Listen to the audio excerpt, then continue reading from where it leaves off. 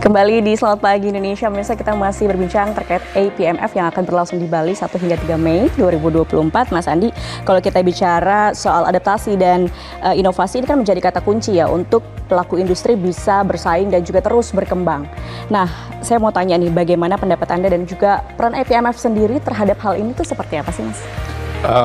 Dua hal yang paling penting kita lihat di dalam setiap kita melakukan APMF, perubahan teknologi dan perubahan perilaku konsumen. Jadi itu nanti mungkin Mas Dion akan jelaskan tentang how do we curate, tapi tentunya yang penting buat kita adalah to be a place di mana things that matters untuk marketers, media, dan agency atau ekosistem ini bisa gunakan, bisa menjadi inspirasi dan bisa gunakan at least 2 tahun ke depan, karena APMF 2 tahun sekali.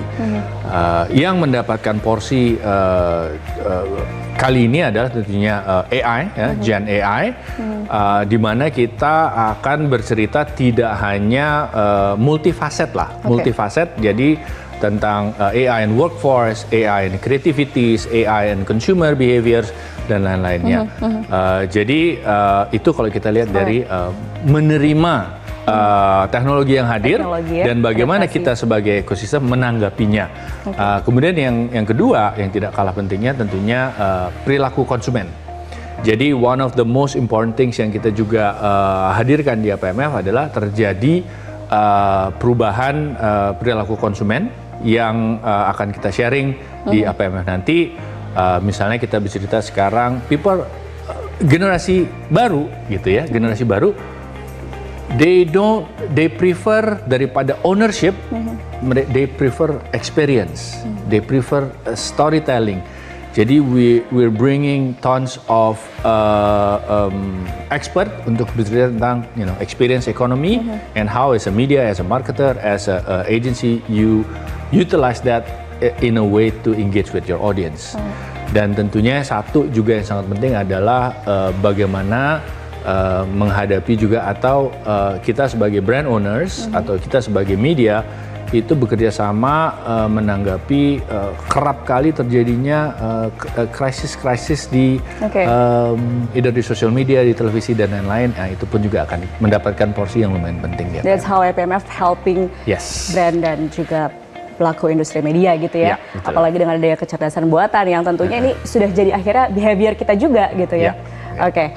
Nah, bicara soal line up pembicara, kita bicara nanti kali ya. Tapi Mas Dion sebagai kuratornya, bagaimana cerita di balik layarnya sih untuk memilih tema, konsep, dan juga pembicara yang hadir? Oke.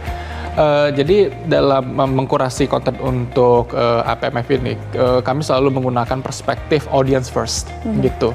Jadi ya audience dari APMF ini itu adalah high level decision makers, CMOs, brand owners gitu. Dan kami perlu melihat pain points mereka apa gitu, dan kemudian apa yang mereka butuhkan untuk di masa depan gitu. Nah, cara kami untuk mengumpulkan data-datanya itu tentu kami melihat trend report juga gitu, dan kami juga berdiskusi gitu dengan para senior-senior kami juga gitu di industri. Nah, setelah kami mendapatkan juga data-datanya gitu, kemudian kami ramu gitu menjadi beberapa konten pilar lah gitu, dan kemudian kami memilih narasumber yang sesuai gitu untuk tackling the issues gitu. Nah, setelah kami sudah memilih narasumbernya, kemudian bahkan kami juga mendesain urutan dari narasumber-narasumber tersebut untuk menjadi sebuah program cerita yang koheren gitu. Nah, salah satunya misalnya seperti untuk di APMF Lab gitu, itu tuh ada 4 kelas yang simultaneously berjalan, ada 4 pilar. Pilar pertama itu akan ngomongin tentang brands, pilar kedua itu tuh akan ngomongin tentang digital, pilar ketiga itu tuh ngomongin tentang media, dan pilar keempat tuh ngomongin tentang activation. Gitu. Nah, untuk di conference sendiri terdiri dari 2 hari, itu akan dibagi menjadi 4 babak gitu. Di hari pertama conference di hari Kamis itu untuk di babak pertama itu akan ngomongin tentang the future of work and consumers. Di babak kedua itu ngomongin tentang storytelling dan experience economy.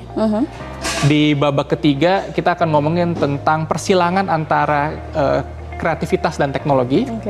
Dan di babak keempat kita akan ngomongin tentang conscience, di mana kita akan ngomongin tentang hal-hal yang nggak banyak diomongin tapi penting gitu. Misalnya seperti data transparency atau culture as superpower. Gitu.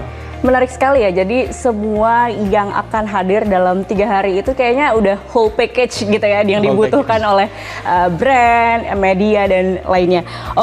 Nah untuk persiapannya sejauh ini seperti apa? Karena ini kan memang event yang paling ditunggu-tunggu ya oleh marketer dan juga bidang media dan komunikasi, seperti apa Mas?